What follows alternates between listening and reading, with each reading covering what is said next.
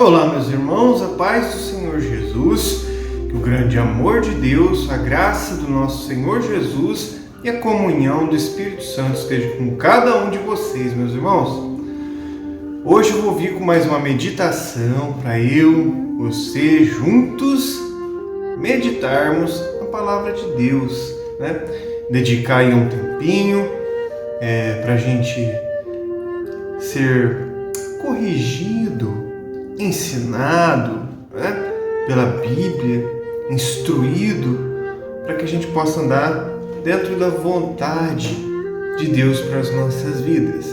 E a gente está começando aí um novo trimestre, 3 meses de lições bíblicas. Todo domingo de manhã, às 9 da manhã, escola bíblica dominical, né, para toda a família, vá com sua família, filhos.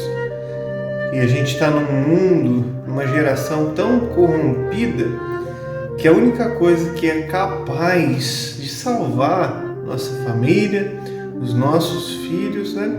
A gente se esforçar, fazer o possível para que os nossos filhos sejam instruídos, ensinados no caminho de Deus, né? Então a gente vai 3 meses aí meditar sobre a Santíssima Trindade. E a lição número 1, do dia 4 de janeiro, é o mistério da Santíssima Trindade. Mas como assim? Trindade, Deus são 3, Deus é Deus Pai, Deus Filho, Deus Espírito Santo. Sobre isso a gente vai meditar juntos e aprender. Vamos fazer uma breve oração e pedir a Deus para que Deus nos dê entendimento, sabedoria e um coração de carne disposto a aprender, né? Um coração mole, uma terra fértil onde uma semente é plantada e nasce aí uma grande árvore com frutos do bem. Vamos orar, meus irmãos. Feche seus olhos. Senhor Jeová, meu Deus, Papai que estás no céu, Criador do céu e da terra, Pai do nosso Senhor Jesus Cristo, em nome de Jesus, Senhor, pelo sangue do Cordeiro de Deus, ouça a nossa oração, Pai. Pai, quero te agradecer. Obrigado, Pai, por mais um dia de vida, saúde, alimento, trabalho, família, amigos. Obrigado, Senhor. Obrigado pelo Senhor ter nos chamado, nos resgatados das trevas, do pecado para a sua maravilhosa luz, né? Muito obrigado mesmo, principalmente, Pai. Obrigado por ter dado o seu melhor, o teu Filho Jesus, enviado Jesus aqui nessa terra. Obrigado, Pai. Jesus, obrigado, Jesus, por tudo que o Senhor fez naquela cruz, nos seus 33 anos aqui nessa terra. Obrigado pela tua presença diária que o Senhor nos prometeu estar conosco todos os dias até a consumação dos séculos. Obrigado, Jesus. Espírito Santo de Deus nos limpa, nos purifica. Meu Deus, perdoa os meus pecados, as minhas fraquezas em nome de Jesus. Pai, os pecados que eu cometi por pensamento, pelos olhos, pela língua, por atos, Pai.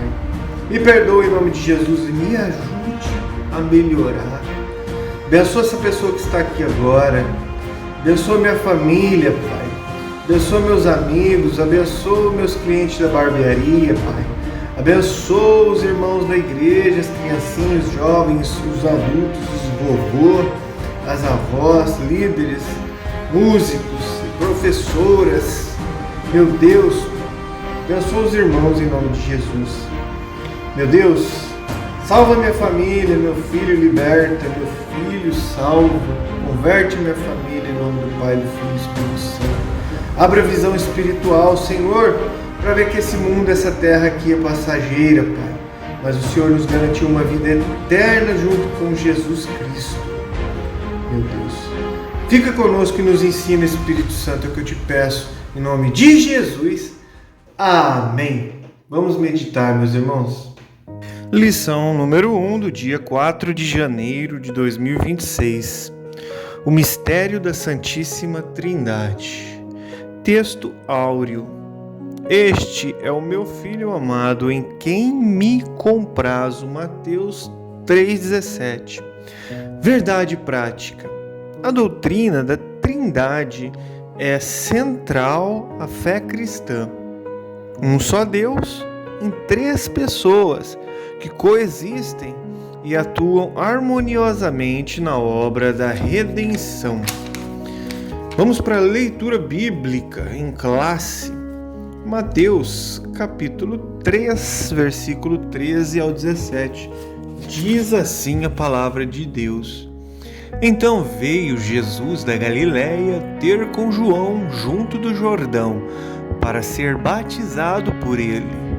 Mas João opunha-se-lhe, dizendo: Eu que careço de ser batizado por ti, e vem tu a mim?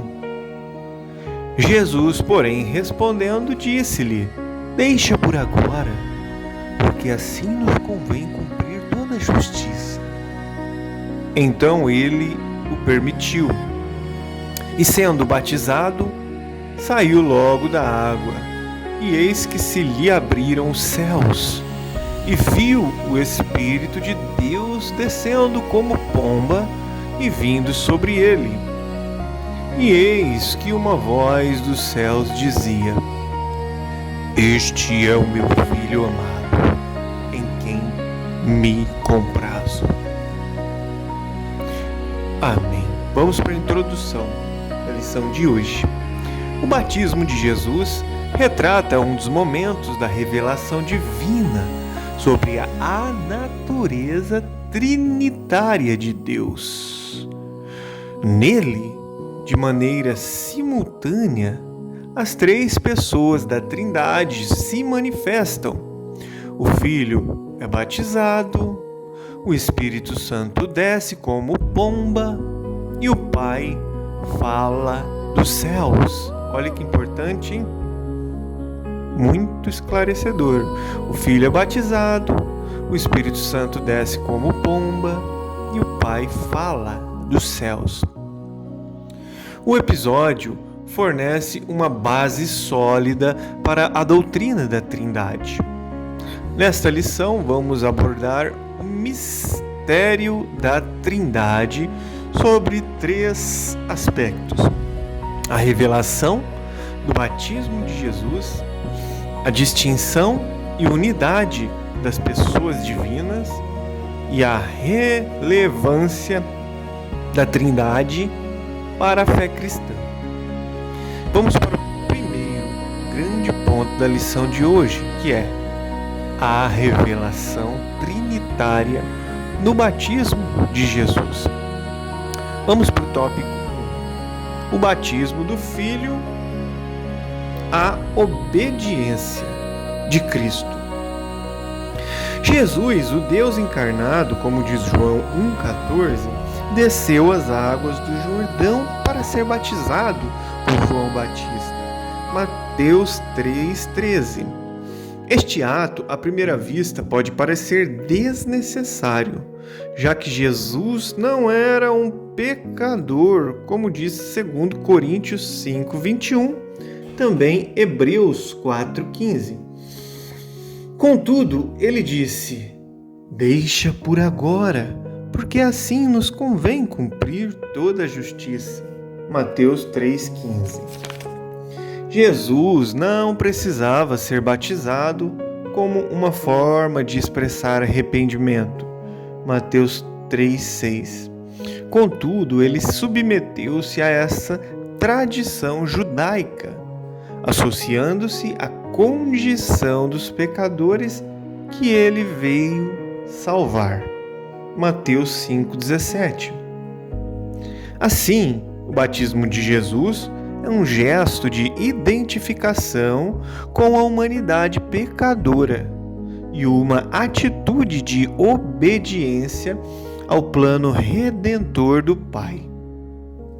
Esse é o início visível da missão messiânica que culminaria na cruz.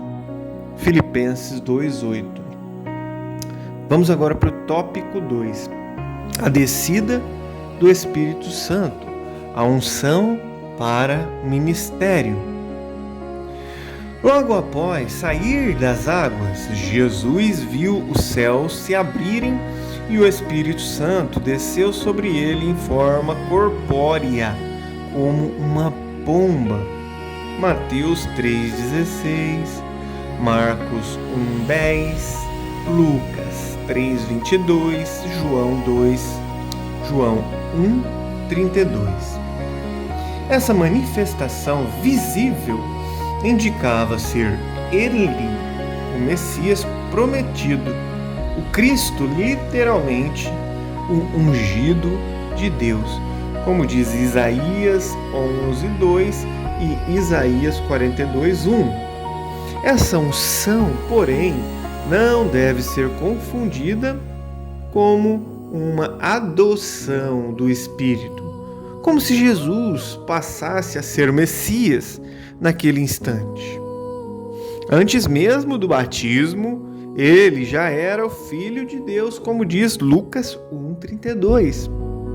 Portanto, a vinda do Espírito sobre Jesus, naquela ocasião do batismo, representa a sua unção pública e visível, marcando o início do seu ministério terreno e capacitando-o para cumprir a missão redentora, conforme os profetas messiânicos disseram em Isaías 61, 1 e 2, também Lucas 4, 18 ao 21. Tópico 3. A voz do Pai, a aprovação celestial. Por fim, uma voz audível do céu proclama: Este é o meu Filho amado, em quem me comprazo. Mateus 3,17, Lucas 3,22 e Marcos 1,11. Trata-se de uma declaração solene e pública que não apenas confirma a identidade messiânica, mas também a divindade de Jesus. Essa afirmação remete às mensagens messiânicas e proféticas de que Jesus é o Filho eterno, o ungido de Deus, aquele que agrada plenamente ao Pai. Salmo 2,7, Isaías 42:1. A voz celestial não inaugura sua filiação, mas a proclama diante da humanidade, confirmando a encarnação do Verbo. João 1,14. Desse modo, a voz de Deus no batismo autentica não somente a missão redentora de Jesus, mas ainda demonstra sua filiação divina. Ele é o Filho em quem o Pai tem completo prazer. Ampliando o conhecimento. Deus, ele é trino, isso é, 3 em 1. Ele é um Deus, um único ser, como diz Deuteronômio 6,4, Isaías 45:21, 1 Coríntios 8:5 ao 6, Efésios 4:6, 1 Timóteo 2:5.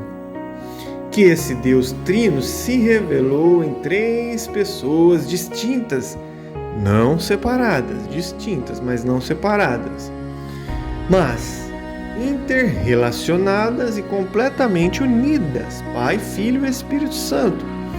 Como diz Mateus 28:19, 2 Coríntios 13:14, 1 Pedro 1:2. Cada pessoa é completamente divina, dessa trindade, cada pessoa dessa trindade. Isso é, completamente Deus e igual às outras. No entanto, não são 3 deuses, mas apenas um Deus. Vamos agora para o segundo grande tópico dessa lição, que é a distinção e a unidade das pessoas divinas. Vamos para o ponto número 1. Unidade e distinção pessoal. A doutrina da Trindade afirma que Deus é uma só essência, do grego ousia, mas subsiste em 3 pessoas distintas, do grego hipóstasis. A obra da redenção, por exemplo, é trinitária em sua essência. O Pai planeja e elege, ó a função, o Pai planeja e elege, Efésios 1:4. O Filho executa a obra expiatória, João 3,16 e Hebreus 9,12. E o Espírito Santo aplica os benefícios da salvação, como diz Tito 3,5 e Romanos 8,16. Assim, a unidade divina, longe de contradizer a Trindade, é enriquecida por ela, revelando um Deus que é, ao mesmo tempo, uno em essência e triuno em pessoa. O Deus bíblico não é uma unidade absoluta, monolítica ou impessoal, mas sim uma unidade composta e dinâmica.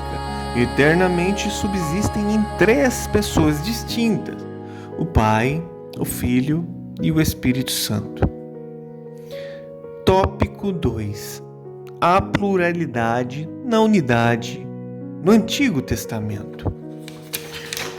O Antigo Testamento aponta para uma pluralidade dentro da unidade divina. O nome hebraico Elohim, plural de Eloá, é utilizado para designar o Deus único de Israel. No princípio, criou Deus, Elohim, os céus e a terra. Gênesis 1:1. No texto, o sujeito Deus, abre aspas, Deus, fecha aspas, está no plural, enquanto o verbo criou, que é bará, criou, bará, está no singular, indicando uma pluralidade pessoal em uma única essência divina. Essa estrutura gramatical incomum reaparece em outros textos bíblicos, como Gênesis 1:26, Gênesis 3:22, Gênesis 11:7, Isaías 6:8. Essas passagens evidenciam que o monoteísmo do Antigo Testamento não nega a Trindade, mas admite pluralidade interna na divindade. Assim sendo, a doutrina da Trindade não contraria a unidade de Deus, conforme revelada nas Escrituras, mas a completa e a qualifica. Tópico número 3. A Trindade explicitada no Novo Testamento. A Trindade não é vista como 3 deuses, mas como 3 pessoas em um único Deus. Por exemplo, na fórmula batismal, batizando-os em nome do Pai, do Filho e do Espírito Santo, como é batizado os arrependidos. Mateus 28:19. O substantivo singular nome, ônama, indica uma só essência, seguida por 3 pessoas distintas. O mesmo ocorre nas bênçãos apostólicas, lá de 2 Coríntios 13:13, quando diz: a graça do Senhor Jesus Cristo e o amor de Deus e a comunhão do Espírito Santo sejam com vós todos. Em 3 pessoas, um só Deus. Ainda as Escrituras afirmam que fomos eleitos segundo a presciência de Deus Pai, em santificação do Espírito, para a obediência e aspersão do sangue de Jesus Cristo. Aí, 3 pessoas. 1 Pedro 1:2. Aqui, a participação das 3 pessoas divinas na obra da salvação é nitidamente evidenciada. E Paulo acrescenta: há um só corpo e um só Espírito, um só Senhor, um só Deus e Pai de todos. Efésios 4:4-6.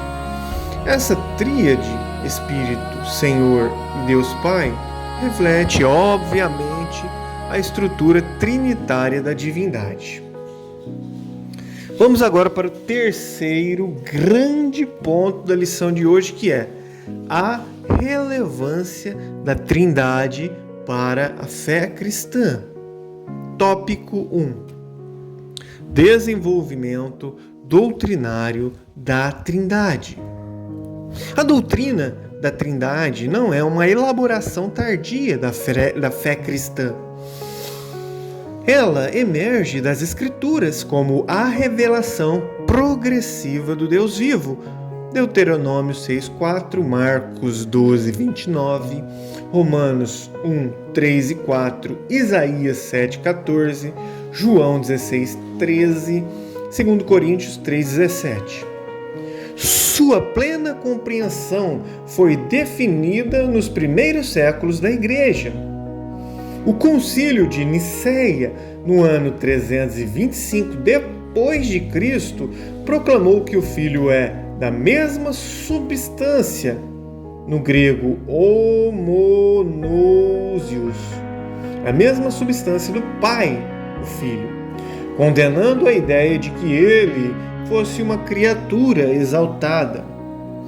Lá no Concílio de Constantinopla, no ano 381 depois de Cristo, completou a formulação trinitária, ao afirmar a divindade do Espírito Santo. Desde os primeiros séculos, estudiosos da fé cristã têm ensinado a perfeita unidade em Deus, sem confundir a identidade de cada pessoa divina. Assim, aprendemos que o Pai eterno e não gerado é a fonte. O Filho é gerado do Pai e o Espírito Santo procede do Pai e do Filho. Desse modo, o apóstolo Paulo ensina que a natureza trinitária da espiritualidade cristã, que é o cristão ora ao Pai por meio do Filho, no poder do Espírito Santo. Ó, que interessante, lindo! Vamos lá. O cristão, você, ora ao Pai por meio do Filho, o sangue de Jesus, no poder do Espírito Santo. Efésios 2:13-18. Tópico 2. Implicações doutrinárias. A negar a Trindade resultou em heresias. O triteísmo, que é uma crença em deuses separados, viola a unidade de Deus, pois a Bíblia revela a existência de um só Deus. 1 Coríntios 8:6. O unitarismo afirma que o Pai é Deus, negando a divindade de Jesus Cristo e negando a divindade do Espírito Santo, contrariando as Escrituras, que ensinam a divindade de ambos, lá em João 1:1 e Atos 5:3-4. O unicismo ou modalismo ensina que Deus se manifesta em 3 formas sucessivas. Porém, no batismo de Jesus está claro que as 3 pessoas são distintas e se manifestaram simultaneamente. Mateus 3:16-17. Assim sendo, o monoteísmo bíblico ensina que há um só Deus que subsiste em 3 pessoas distintas. A compreensão distorcida dessa doutrina tem sérias implicações para a salvação. Como diz João 17,3, diz assim, e a vida eterna é esta, que conheçam a Ti só, por único Deus verdadeiro, e a Jesus Cristo a quem enviaste. A doutrina da Trindade é inseparável do Evangelho, pois o Deus que salva é o mesmo Deus que se revela. Amém. Chegamos ao final da lição e concluímos que compreender a Trindade é fundamental para manter a fidelidade doutrinária. Ela não apenas protege a integridade da revelação de Deus, mas também sustenta toda a estrutura da salvação.